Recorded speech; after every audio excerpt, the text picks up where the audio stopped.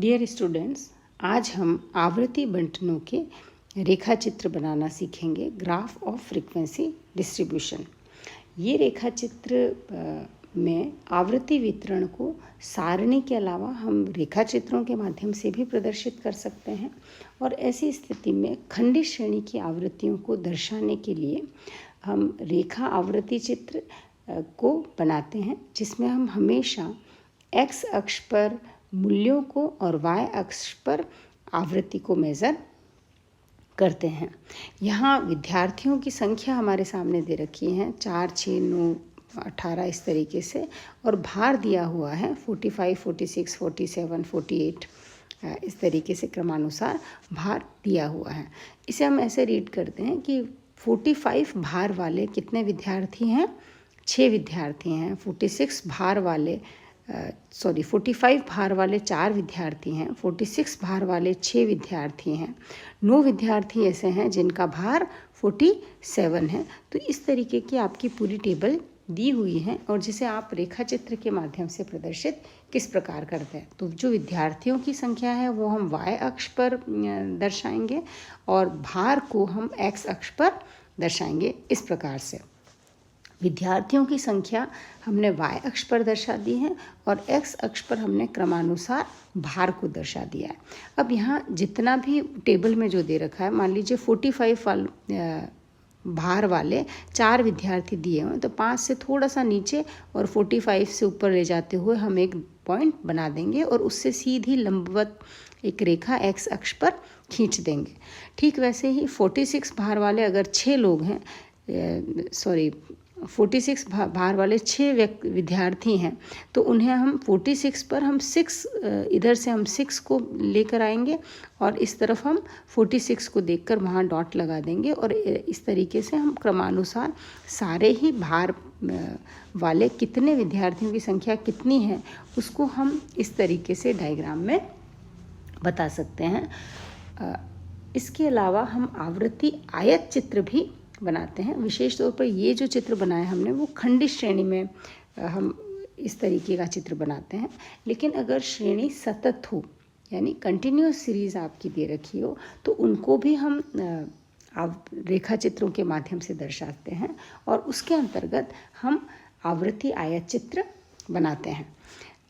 आवृत्ति आयत चित्र में भी वही बात ध्यान रखनी है आपको कि जो वर्गांतर हैं वो कहीं ना कहीं वैल्यू को बताता है, तो वो हम x अक्ष पर देखेंगे, और y पर हम फ्रीक्वेंसी को मेज़र करेंगे।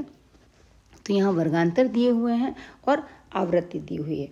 आवृत्ति चित्र बनाते हुए हम हमेशा आवृत्तियों को और वर्गांतरों को में एक चीज़ का और ध्यान रखेंगे कि यदि वर्गांतर बराबर हैं तो आयत जो ये बन रहे हैं, आप यहाँ देख रहे हैं कि हर एक वर्ग का एक आयत बन रहा है। तो अगर वर्गांतर समान हो तो आयत की चौड़ाई क्या रहेगी? समान होगी। लेकिन अगर वर्गांतर असमान है तो आयतों की चौड़ाई भी क्या होगी? असमान होगी। और जितने भी वर्गांतर हैं हमारे पास दिए हुए, उतने के उतने आयत उस चित्र में बन जाते हैं। इस प्रकार आवृत्ति आयत चित्रों में हम आयतों को एक श्रेणी प्राप्त करते हैं, जिससे प्रत्येक आयत की चौड़ाई वर्गांतर के अंतर और ऊंचाई आवृत्ति की मात्रा को बताती है। और आवृत्ति जो चित्र है आपका पूरा का पूरा, ये जो सारे के सारे आयत हैं, ये पूरा क्षेत्रफल बताते हैं कि विभिन्न वर्गों में कुल कितनी आवृत्तियों का प्रतिनिधित्व हुआ है। आवृत्ति आयत चित्र सामान्यतः हम अगर देखिए, यहाँ वर्गांतर क्या दिए हुए हैं? समान दिए हैं। तो इस तरफ हमने x अक्ष पर क्या किया है? वर्गांतर ले लिए हैं, 0 से 10, 10 से 20, 20 से 30। तो ये जो वर्गांतर आपको दे रखे हैं साइड में, ये वर्गांतर हमने x अक्ष पर बता दिए हैं। और आवृत्ति हमने किस तरफ दर्शाई है? y अक्ष पर दर्शाई है। और यहाँ हर एक वर्ग का एक आयत बन रहा है। जितनी भी आवृत्ति उसके सामने दी हुई है उसको हमने वर्ग एक आयत चित्र बना लिया है। यदि वर्गांतर समान हो तो आयतों की चौड़ाई क्या होगी? इस तरीके से समान होगी। यहाँ आप देख सकते हैं पहला, दूसरा, तीसरा, ये जितने भी बॉक्स बने उनकी लंबाई अलग अलग है, क्योंकि फ्रीक्वेंसी क्या है सबकी अलग अलग। फ्रीक्वेंसी अलग अलग कैसे, एक की फ्रीक्वेंसी 4 है, एक की फ्रीक्वेंसी 8, 14, 20, 30, इस तरीके की फ्रीक्वेंसी दी हुई है। लेकिन चूँकि वर्गांतर एक जैसे हैं तो आयतों की चौड़ाई तो समान है, लेकिन लंबाई क्या होगी, बदल जाएगी। तो इस तरीके से आवृत्ति आयत चित्र, जिसको हम हिस्टोग्राम भी कहते हैं, बना सकते हैं। आवृत्ति आयत चित्र में यदि वर्गांतर समान है तो इस तरीके का डायग्राम बनेगा। लेकिन अगर मान लीजिए वर्गांतर आपको समान नहीं दिए हुए हैं, यानी अगर असमान वर्गांतर हैं, तब भी हम आवृत्ति आयत चित्र बना सकते हैं। लेकिन उसमें क्या होगा, जिस तरीके से फ्रीक्वेंसी में आयतों की लंबाई अलग अलग है, उसी तरीके से आयतों की चौड़ाई भी क्या होगी, अलग अलग हो जाएगी।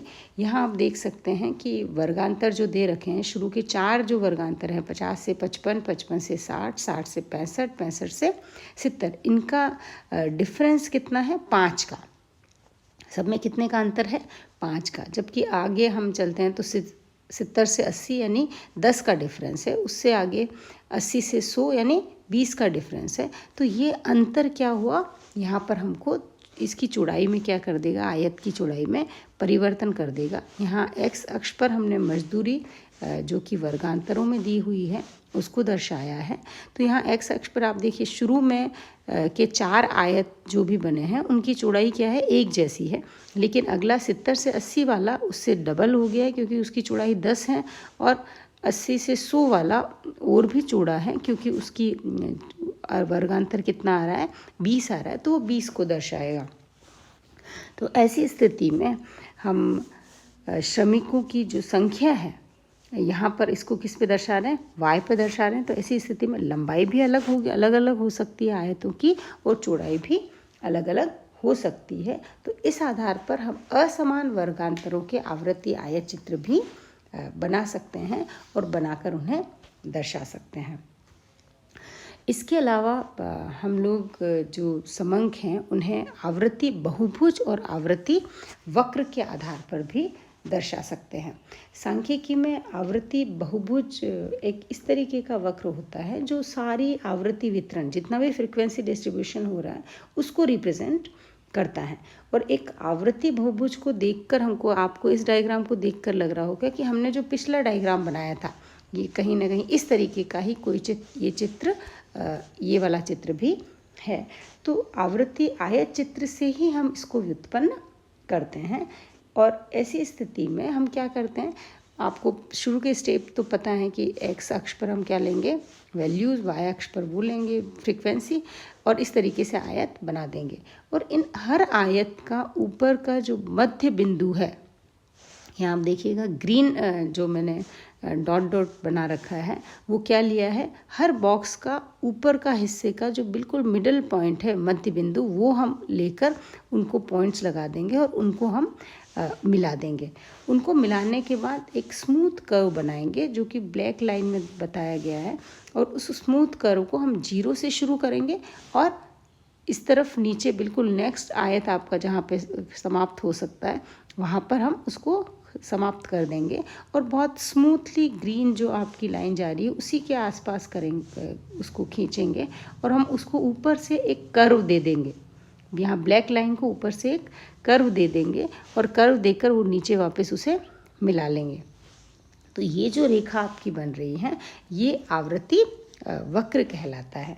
आवृत्ति वक्र की एक विशेषता है कि इससे हम जैसे बहुलक ज्ञात कर सकते हैं। और किस तरीके से ज्ञात कर सकते हैं कि ये यहाँ इसका जो पीक जा रहा है सबसे ऊपर, ब्लैक वाली लाइन का जो सबसे ऊपर हाईएस्ट पॉइंट है, उससे हम एक्स अक्ष पर एक लंब डालेंगे नीचे, और वो जहाँ पर मिलेगा, वो जहाँ पर टच होगा, वो हमारा क्या होगा, Z होगा, यानी बहुलक होगा।